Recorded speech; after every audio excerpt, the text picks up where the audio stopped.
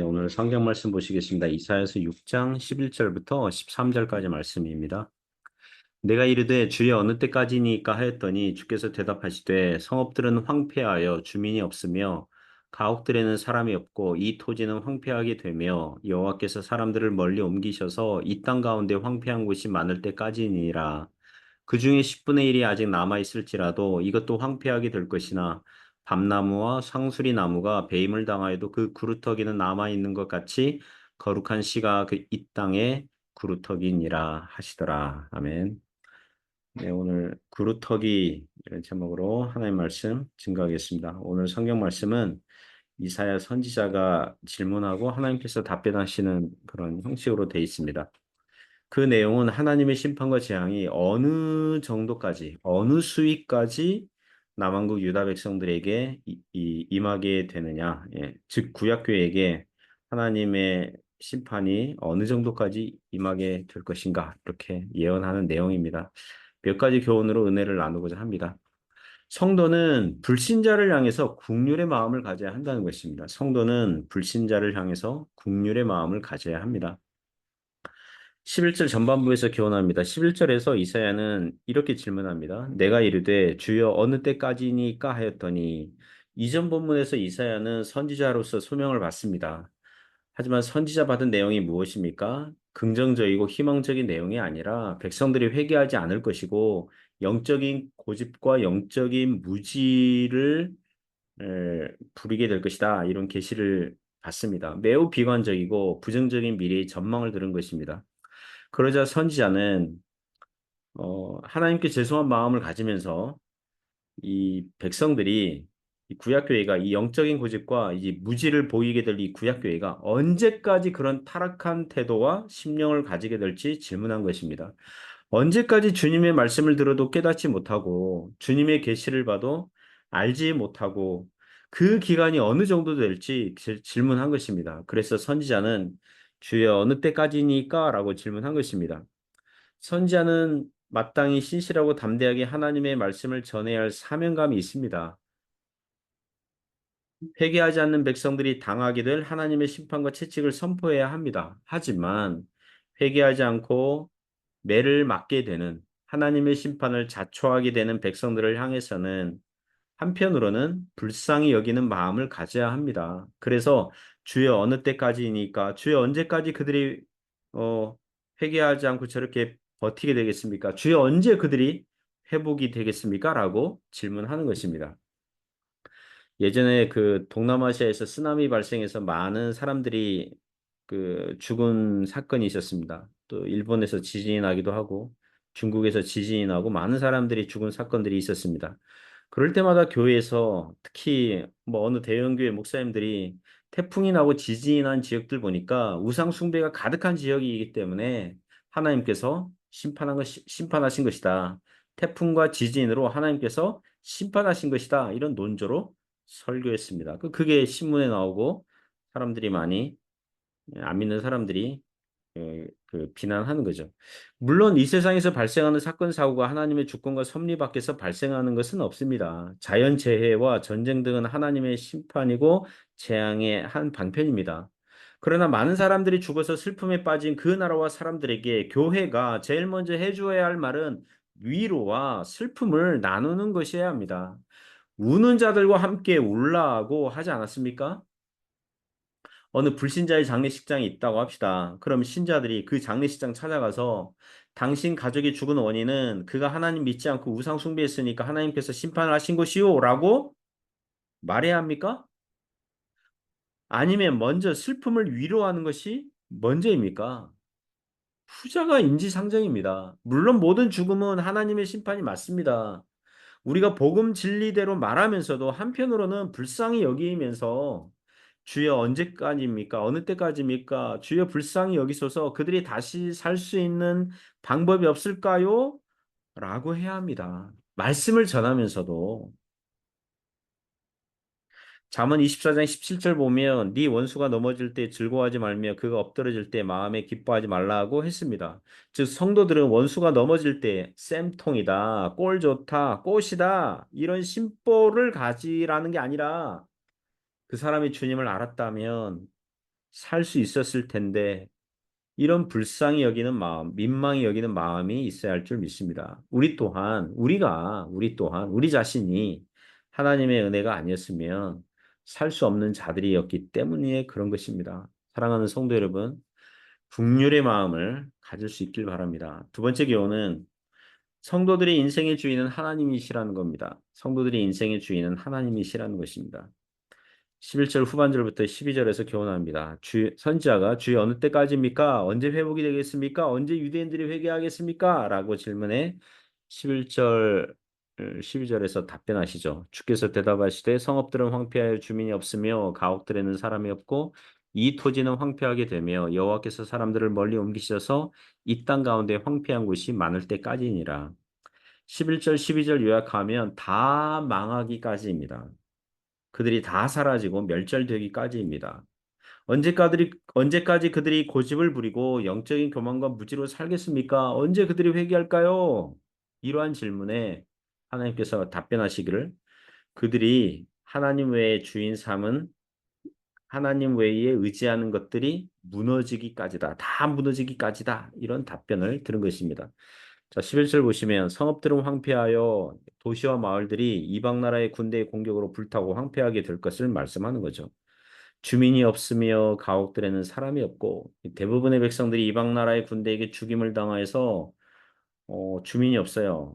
마을에 거주하는 사람들이 없어요. 가옥들, 이제 집에는 거주하는 사람이 없게 될 거라는 것입니다. 이 토지는 황폐하게 되며 땅에 농사할 사람이 없어요. 포도원을 가꿀 사람이 없어요. 그러니까 토지는 황폐하게 돼요. 심지어 12절 보면 여호와께서 사람들을 멀리 옮기셔서 이 말씀이 나중에 그 아하스 왕 때에 아람과 이스라엘 북왕국 이스라엘 군대 연합군이 쳐들어와 가지고 많은 사람들을 포로로 잡아가게 되고요. 또 이후에 그 아수르 대군이 왔을 때 이런 일이 어느 정도 이루어졌고요. 나중에 갈대아 바벨론 나라가 남왕국 유다를 멸망시킬 때 수많은 사람들을 포로로 잡아가게 되죠. 그리고 신약 시대에 유대인들이 로마에 반란을 일으켜가지고 말 그대로 멀리 옮겨져요. 그래서 이 땅 가운데 황폐한 곳이 많을 때까지입니다라는 것입니다. 남왕국 유다 백성들이 자기들이 의지하던 것들이 다 무너지고 부서지고 황폐하게 될 때까지 그들은 회개하지 않을 것이고 불신앙적인 고집을 부릴 거라는 것입니다. 하나님께서 황폐하게 하시는 이 가나안 땅은 이전에는 가나안 족속이 살던 곳이었습니다. 그들의 죄악이 크고 충만하니까 그 땅에서 쫓아내셨습니다. 그 여호수아 시대에 그 일이 이루어졌죠. 그리고 이스라엘 백성들이 들어와서 살게 되었습니다. 그러나 이스라엘도 죄악이 크고 충만하니까 그들을 망하게 하시고 멀리 쫓아내시는 것입니다. 그 신약 성경 복음서 보면 포도원 농부들 비유 이야기가 나옵니다. 포도원 주인이 농부들에게 포도원을 새로 주고 멀리 떠납니다. 나중에 수확기가 되고 소출기가 되어서 주인이 종들을 보내어서 세금 받으려고 하니까 종들이 주인이 보낸 이 종들을 때리고 쫓아내고 죽여버립니다. 나중에 주인은 아들을 보내면 존경하겠지? 그들이 세금을 내겠지? 기대하고 보냈는데 이 악한 종들이, 악한 농부들이 이는 상속자니까 그 아들을 죽여서 포도원을 빼앗자 그래서 아들을 죽여버립니다. 이에 주인은 군대를 보내어 그들을 징벌합니다. 그런 교훈입니다.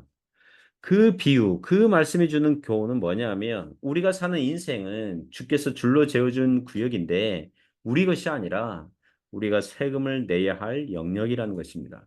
우리가 주인이 아니에요. 사람은 하나님께 세금을 내야 할 존재예요.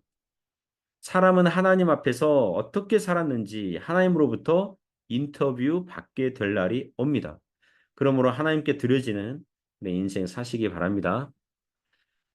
세 번째 교훈은 믿음의 성도는 남은 자들과 같다는 것입니다. 믿음의 사람들은 남은 자들과 같은 것입니다. 13절에서 교훈합니다. 13절 보시면 그 중에 10분의 1이 아직 남아 있을지라도 이방 나라에게 침략을 당해서 백성들의 숫자가 10분의 1만 남았어요. 10분의 9는 죽었어요. 10분의 1만 남았어요.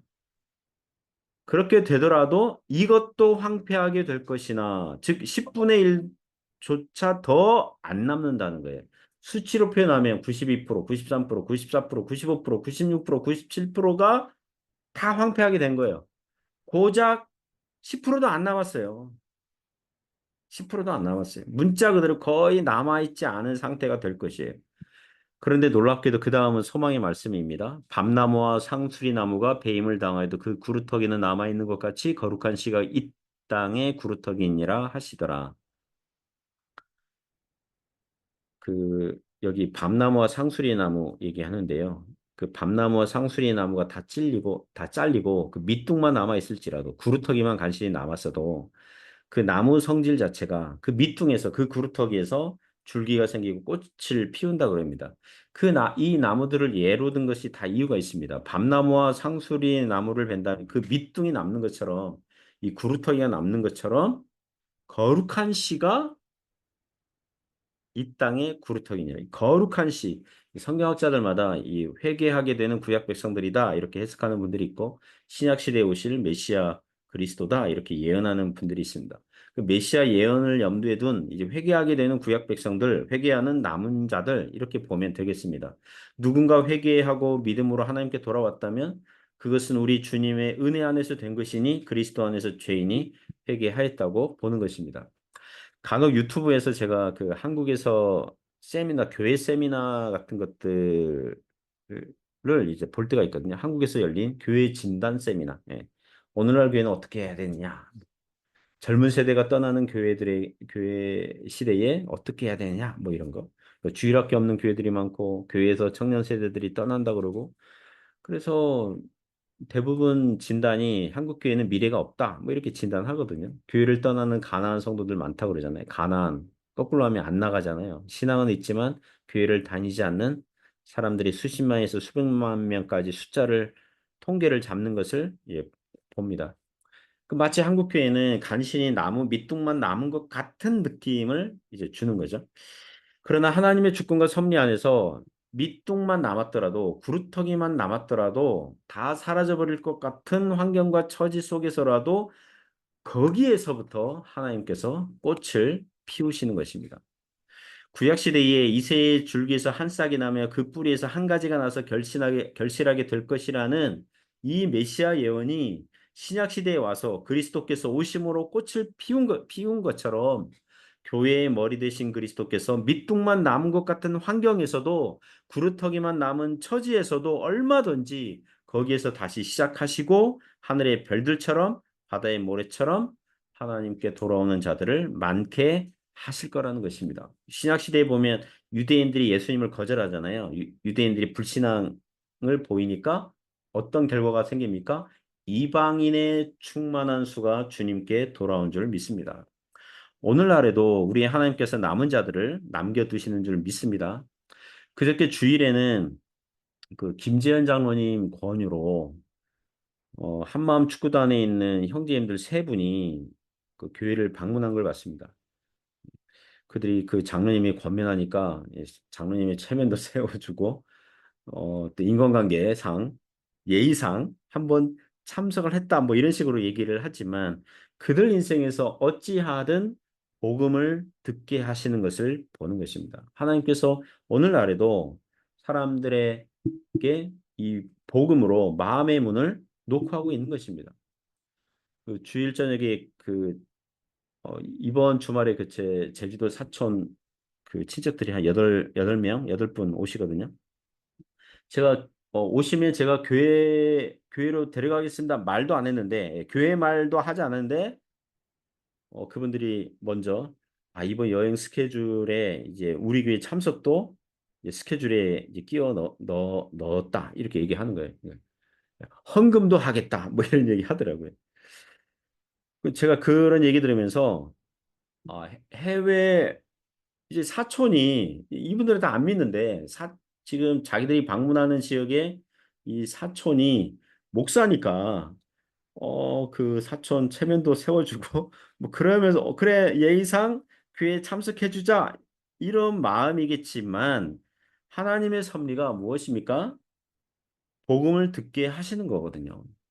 안 믿는 사람들로 하여금 복음을 듣게 하시는 거거든요. 여전히 교회 구루터기는 있는 거예요. 거룩한 믿음의 구루터기가 남아 있는 거예요. 남은 밑둥만 남아 있지만 그런 것처럼 보이지만 하나님께서 거기에서부터도 얼마든지 역사하신다는 것입니다. 거룩한 씨. 믿음의 구루터기. 주님께 돌아오고 회개하고 주님께 돌아오는 자들이 여전히 있는 것입니다. 그러므로 오늘날에도 살아계신 하나님께서 역사하시니까 그 하나님을 믿음으로 바라보면서 살아갈 수 있기를 주님의 이름으로 축복합니다. 기도하겠습니다. 하나님 아버지 감사합니다.